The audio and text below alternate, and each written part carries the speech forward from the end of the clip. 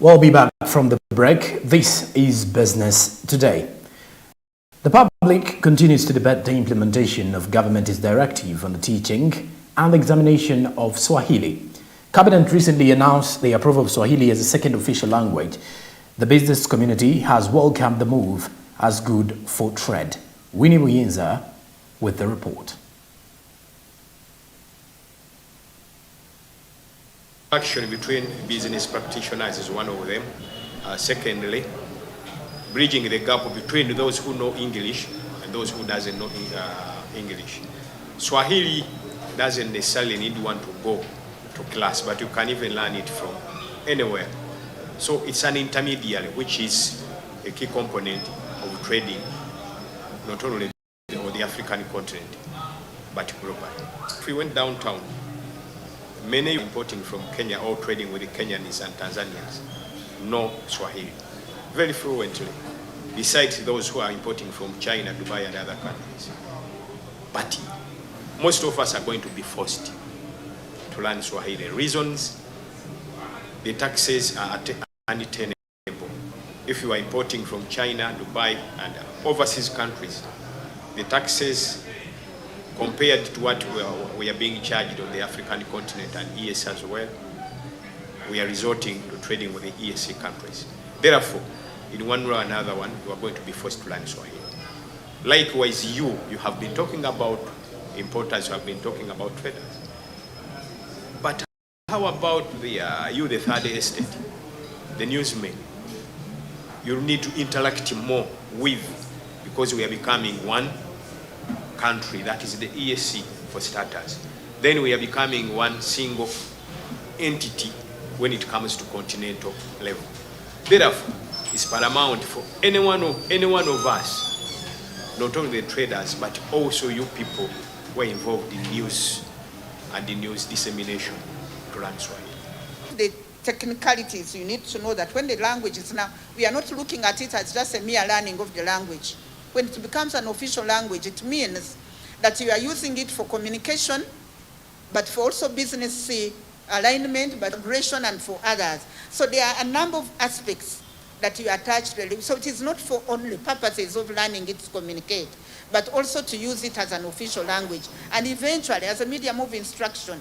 So which means it has some kind of rigor and attention and detail that we need to get out into to the learners so that they can understand it and be able to communicate official letters in Kiswahili, be able to speak in Kiswahili when they are communicating in various communication areas. But also the beauty is that it creates a bigger sense of the regional integration, which I'm sure Cabinet was looking at as they were saying we should go ahead and have it compulsory for all the classes.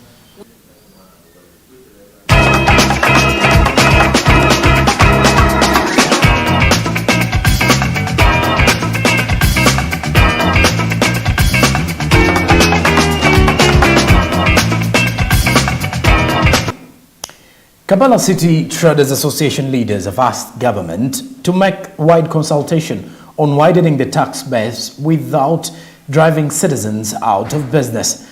Smart 24's Monica Nabyonga talks to Kasita boss on the plan by Kampala City Council Authority to create a smart city. The landlords and tenants be others.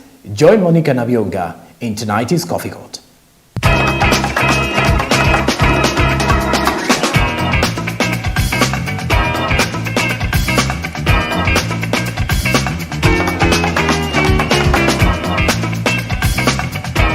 Welcome to the Coffee Court. My name is Monica Nabyonga, and guess what? Today I'm having the chairperson of Kasita. You're welcome to the Coffee Court, Mr. Thaddeus. Thank you.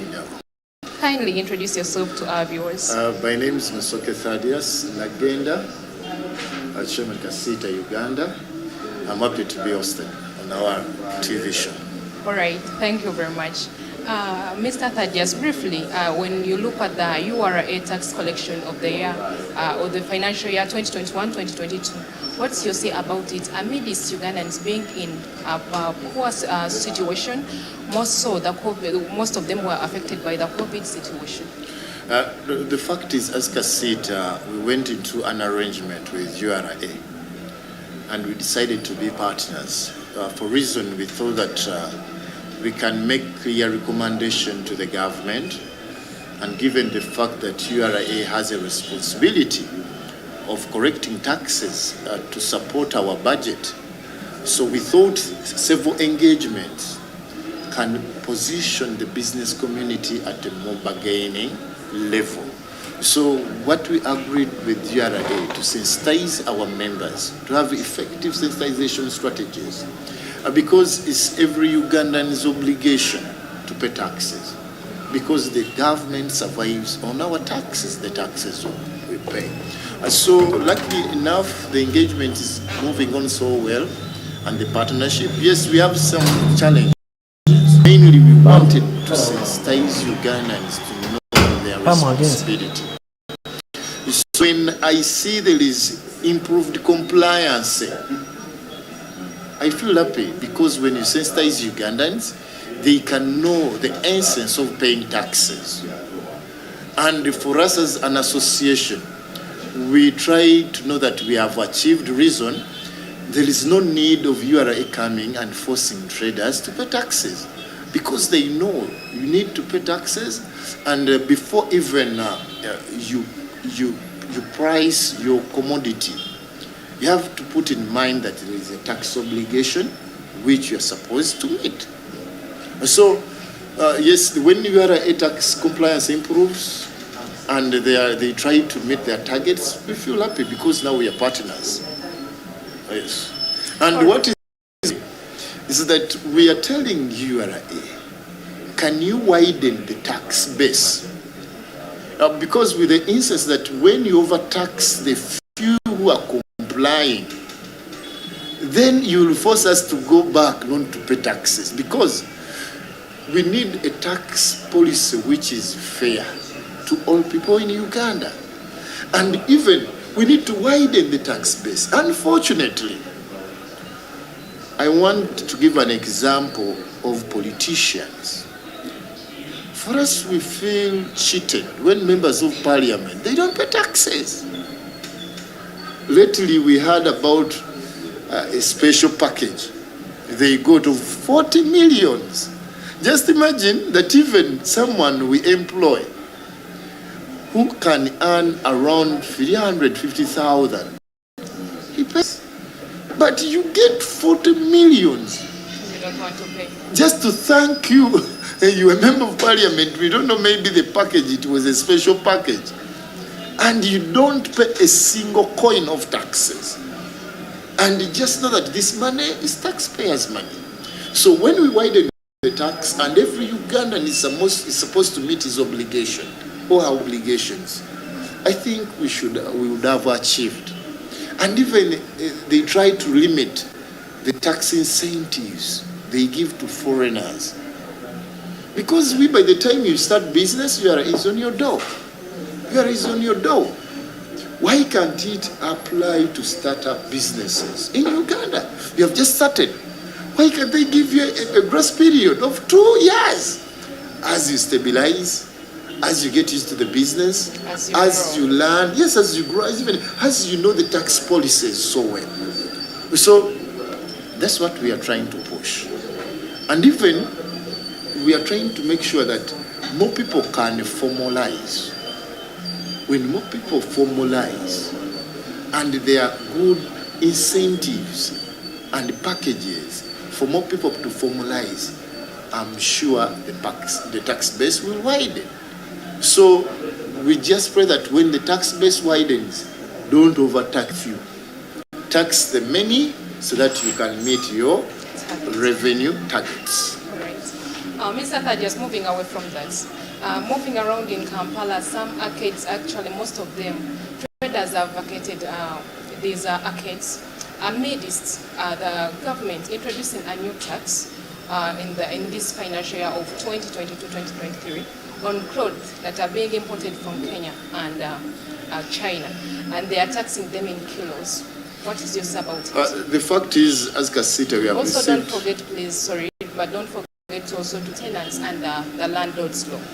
That tenants and landlords bill, now which is law, For sure, we represented Kasita with our spokesperson, Mr. Sechito, in Parliament. After submitting, we moved out very happy that fully represented the business community. But later, when we were discussing with him, I told him, you know that these guys cheated us? The landlords took a lion's share. It's like we tenants, almost the bill doesn't cater for the tenants at all. All whatever the landlords wanted was exactly put in the law.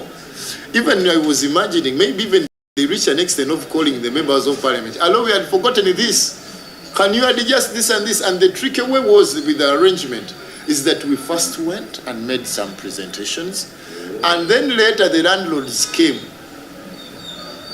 I'm sorry to at times to believe that maybe they were influenced. To be polite, that's maybe the better statement I can use. Because there is no way a member of parliament could draft a bill which totally favors landlords. Imagine you have a shop, like my shop, I've been there for over 10 years. And then you tell me, because I have some financial challenges, I've failed to pay your rent, and then you lock my shop. Instead of giving me a grace period where I'm supposed, even at a cheaper price, to get money to clear you, you just wake up in the morning when my shop is locked. We totally were against that practice. But now, the members of parliament gave a upper hand to the landlords.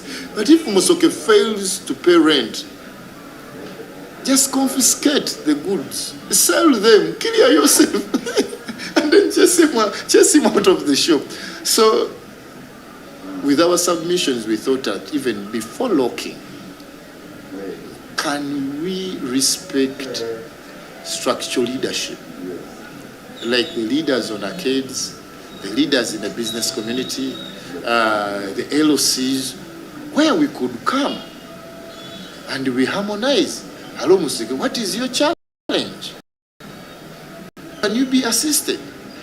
No, Mr. Musuke, you have been a tenant with this gentleman, you have been paying tax, you have been paying rent. What is happening? So we thought that through that dialogue, we could save the tenants a lot. But unfortunately, it was totally scrapped. So at times, I don't want to discuss about that law because the landlords have a lot of influence. They can compromise the system, like, Uganda style. At times, I feel bad when I'm commenting about that law.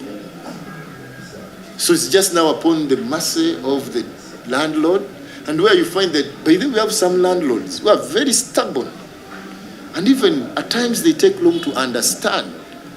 So, they are so selfish, and unfortunately, some of them were businessmen, some of them were traders. So we thought that, given the fact that a trader developing into a real estate developer, you can easily understand the challenges in business, but they become so hard, they cannot listen, they cannot understand. So at times, I feel bad to comment about that. All right, then your comments on the new tax that was introduced to garments and textiles. But by the way, with the new law, it's not like a law. At times, I try to refer to it as a policy. Unfortunately, it's not new. It was introduced before. So, as Kasita, we decided to engage. And even we carried out research. And we clearly presented our research to the Ministry of Trade and Finance. And they acknowledged that our research totally has facts. So later, it was put aside. We were shocked to see that during this new financial year, it's being re-implemented. So we think that our comrades are not fair. Reason, we are still staggering around. We haven't yet stabilized.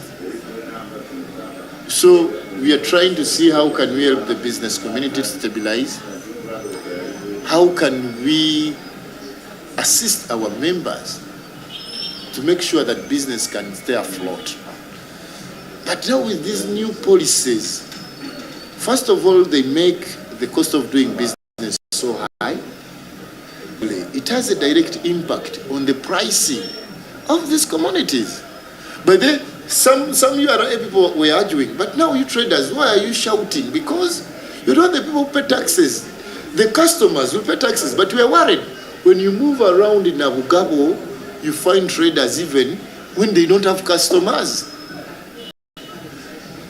The capacity of purchasing capacity has totally declined among Ugandans. So now they emphasize on priority. Mainly like maybe foodstuffs, like these other essentials. So you find that when the price of any commodity goes high, they will try to find alternatives. And then these businesses, they are going to close their shops. So the government has an argument that trying to protect local industries. Unfortunately, I think some people may ask for an appointment to meet the president, and then they haven't prepared very well what is supposed to be presented to the president. One time I heard a colleague was saying that, Mr. President, we are manufacturing these goods, but we don't have market. Reason, traders still import. But he was lying in front of the president, because our traders buy whatever is being locally manufactured, and what they cannot manufacture is what we import. But I don't know if just they crammed that they don't have market. Can you imagine press orders and they take months because they don't have capacity to meet the market demand? So we think that they are not fair. They need to make research. Don't just go to meet the president far. Know exactly what do you want to tell the president. How can you advise the president? Because even for them, they have sometimes a chance to meet the president. But if you just go to meet the president and say far, without facts, just tell me one factory which has failed to sell its goods. 19, we are buying t-shirts of 19. We are buying textile materials of 19. You look at which company. No, I cannot sing out any company which has failed to get market. So we have enough market. And when you add all their capacity, it can only meet like 5% of the market demand. So we need to boost them to improve their capacity, to expand their capacity, as we try to meet this other surplus with importation. You cannot avoid importation. Even China imports. Even America imports. So I think the government should listen to our recommendations, should listen to the business community, because we have a very great impact to play. Just imagine, you have a national carrier. The purpose is to promote trade. So we take agriculture products to Dubai and gold, and then we import. That's why Uganda Airlines now is doing fair. So the moment you kill trade now, who is going to use Uganda Airlines? Now, why did they invest a lot of money, a lot of billions in Uganda Airlines? So I think we need to widen our perception towards the economies of this country, so that we can avoid killing the economy. Okay, thank you very much. Moving on, you're a trader, you're the head of Kasita. We see that many traders actually use border borders in one way or the other, even if someone is driving, but at the end of the day, he or she ends up using a border border. And now they are trying to evict some border borders from the city center. What is your take on it? More so when already they are there, but we are having a lot of criminals around the city. The fact is that Kampala is a city of border, like it or not. We have cars, but you park to use border. I think KCCA should develop a more practical strategy of decongesting the city through improving even the road network, the passenger train, the public transport. We thought that with this Tondeka project and then the Chila Motors project of these electronics buses, they can assist in decongesting the city. So the moment the buses are there, the passenger train is in place, and even the cable vehicles, which Jennifer Msi was planning, if all these are in place, automatically we customers who use borders will reduce. Because you want convenience. But when I'm driving my car from here to the secretariat, from secretariat, like to Ntinda, I can take a full hour plus in jam. But with passenger train, it can take minutes. With a bus, with a special bus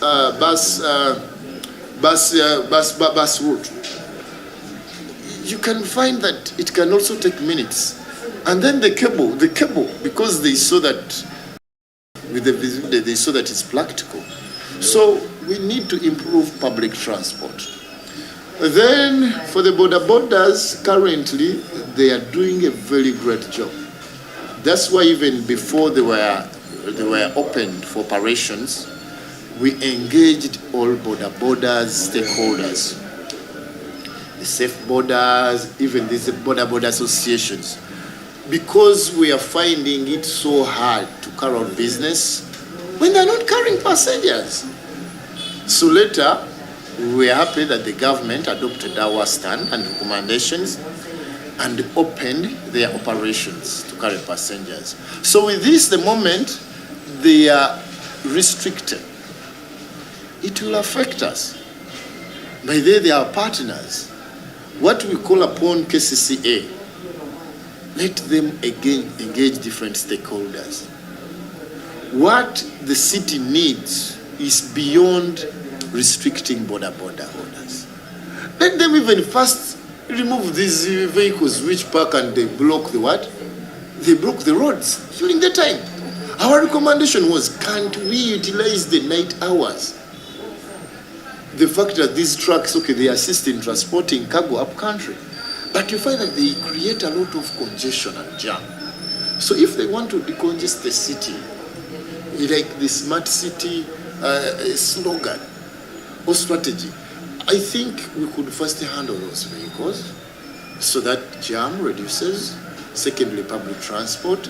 Then the borders can come later. But the moment you implement so many policies at a go, when the economy is still at a recovery path, then a lot of crimes are going to happen. Because even we are worried, the more restrictions which are being enforced to the city traders, the more we are going to fuel crime.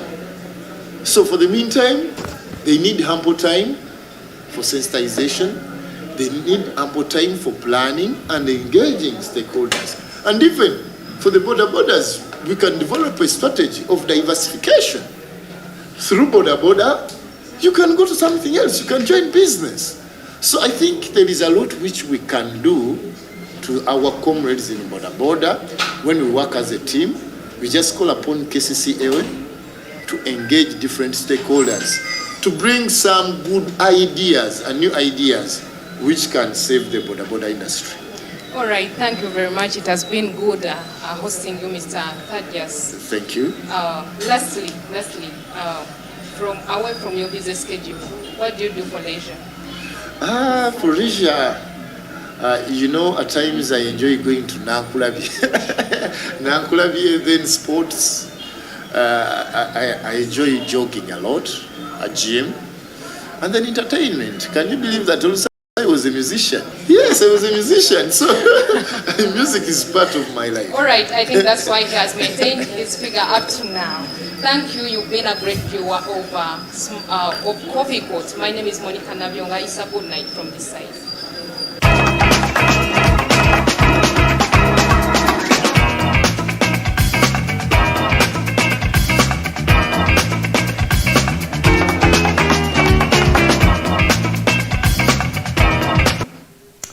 What do you do in your leisure time? That's a very huge challenge in there from Thaddeus Musoke. And let's have a recap of our top stories tonight. Is it middle income or bad economy? See choking on bank loans, cry out. Is border a service or a menace? Government, city politicians clash on evictions. Value addition. Uganda small-scale industrialist advises on business recovery.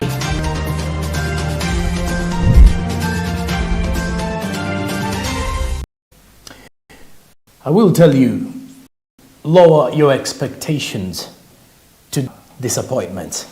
Have a blessed night and thank you for being part of business today. I'm Jerome Paul Sonko with Winnie Buyinza Nakauchi on sign language. We've been coming to you live from plot 42 Nile Avenue. This is Smart 24 TV and you've been watching Business Today. Till tomorrow, goodbye.